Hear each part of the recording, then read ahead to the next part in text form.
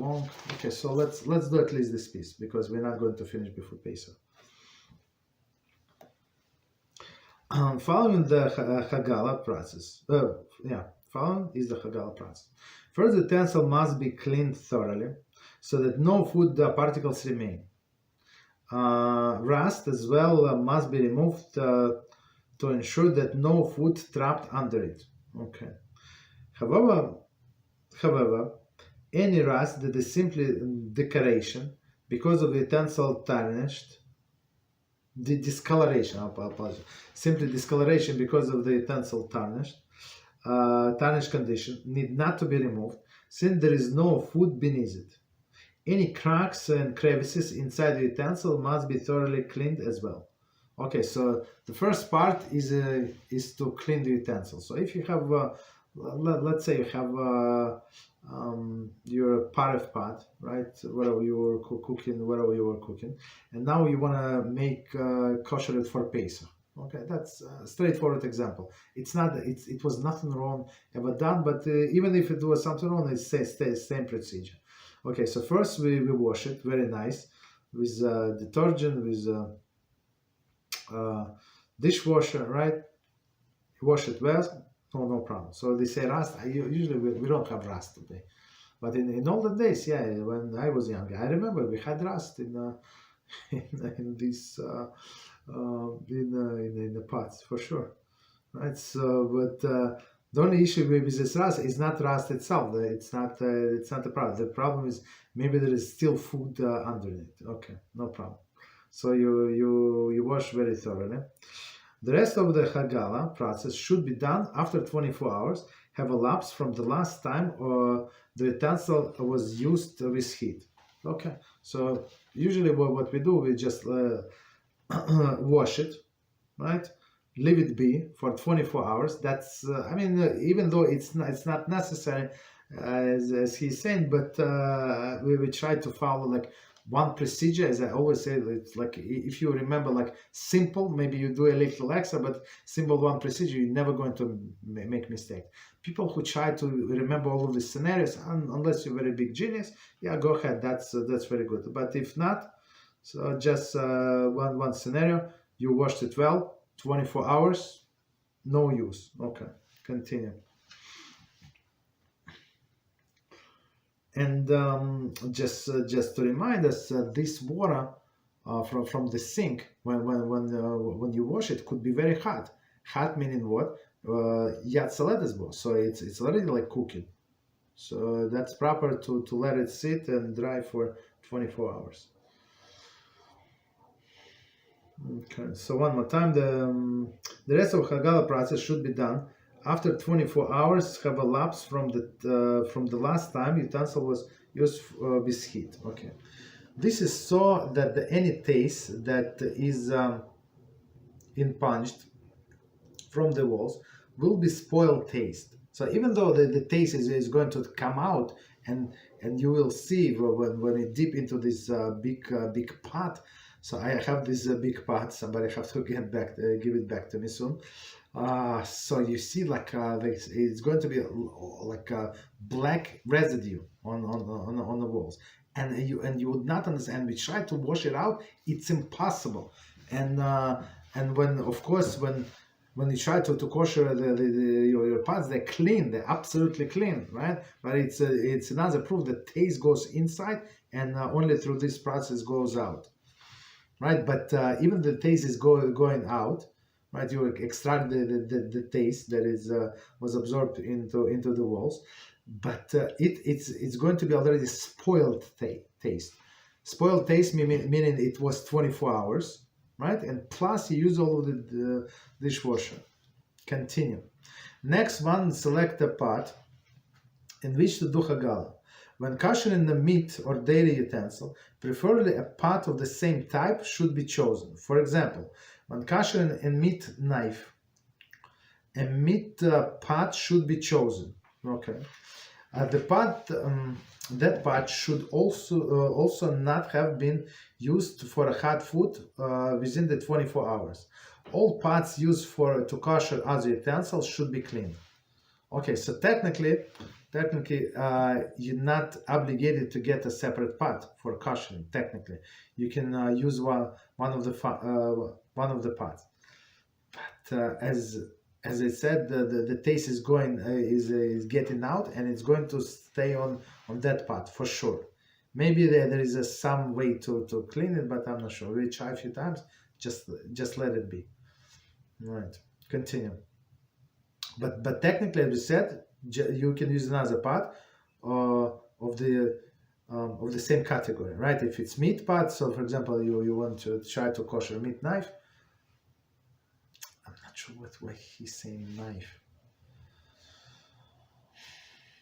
There's a different procedure, kashering knife. Maybe okay. Forget about knife. You wanna, I would say, like simple example, meat fork, right? You wanna kosher meat fork.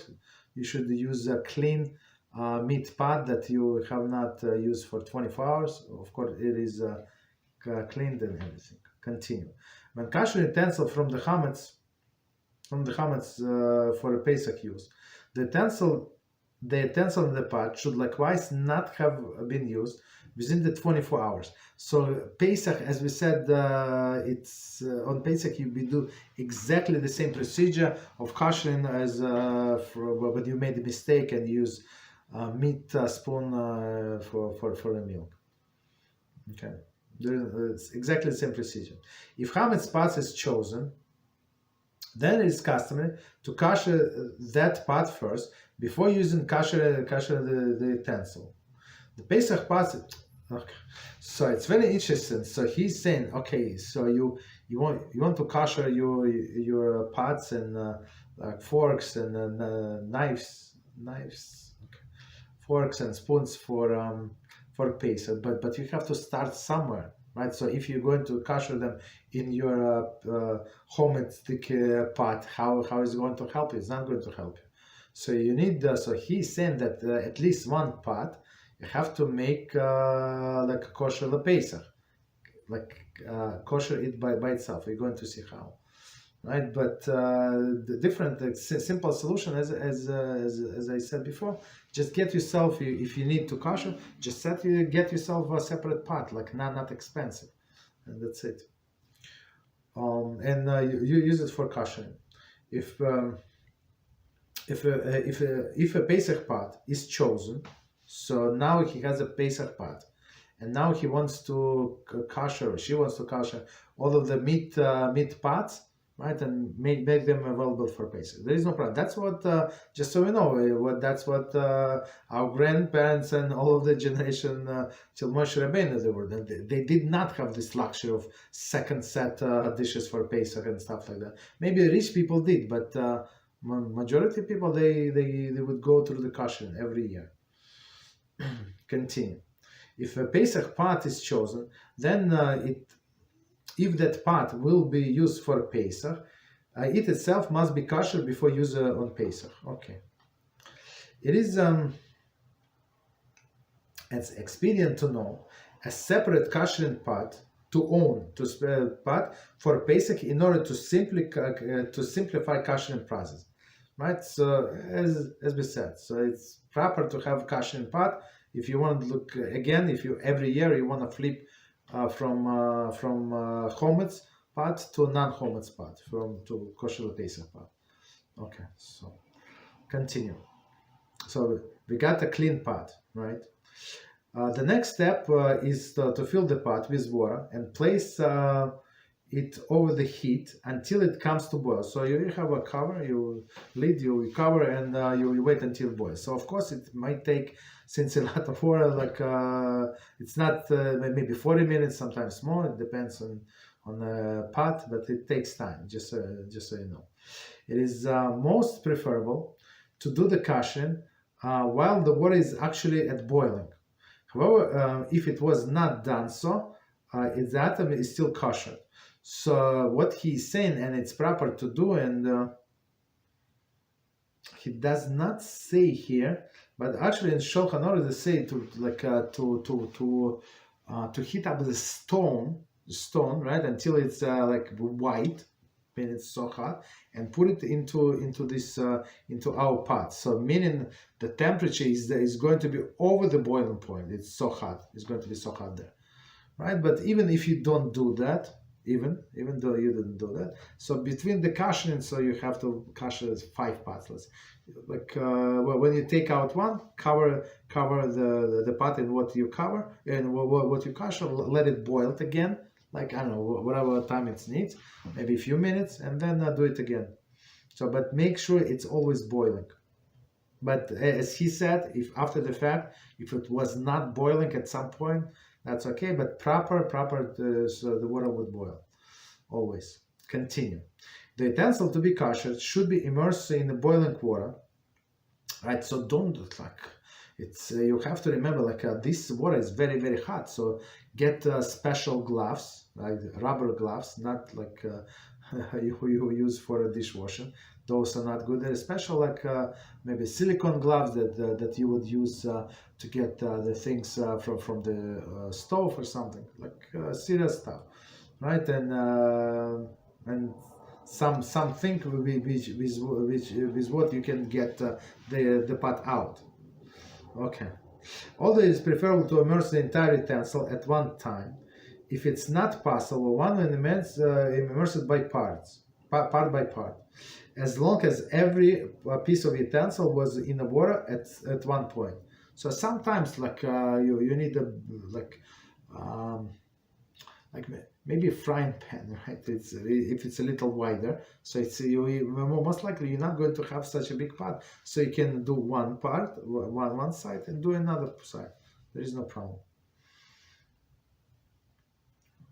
Continue. Continue. When a utensil is koshered, it is natural for a boiling water to cool off slightly and bubbling to subdue. If one kosher in a second utensil, care should be taken to wait until the returns to full boil. So as we said before, like it's not going to be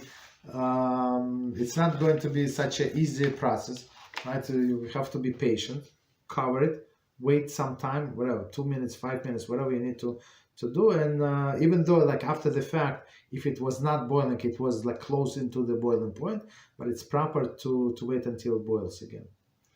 The utensil should be submerged for just a few seconds. So that's it, a few seconds, that's it. Care should be taken to completely release one's hold of the utensil so that the water will touch every spot. So that's very important.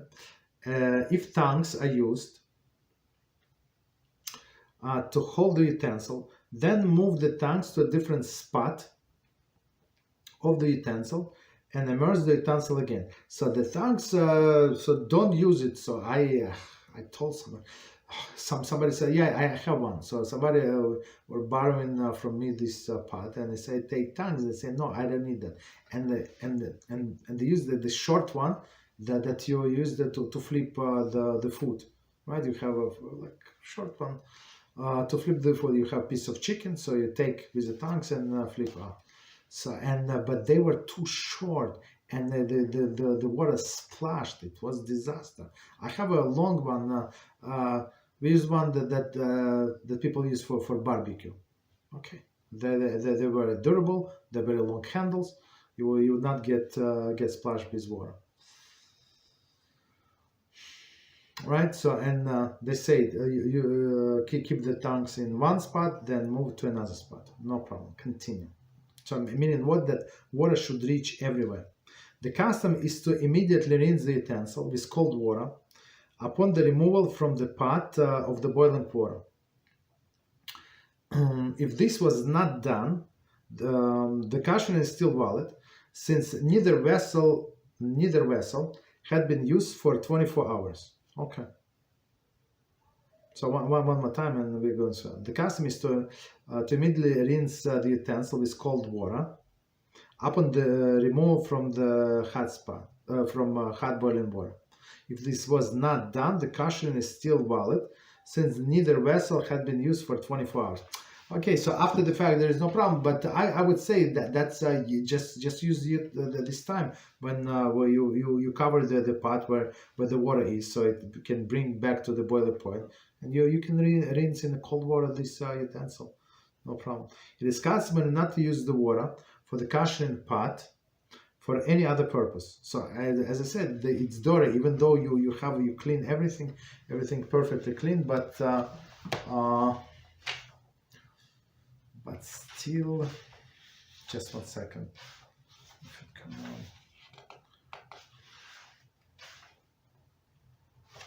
on. I think we should stop here. Okay, let's stop here.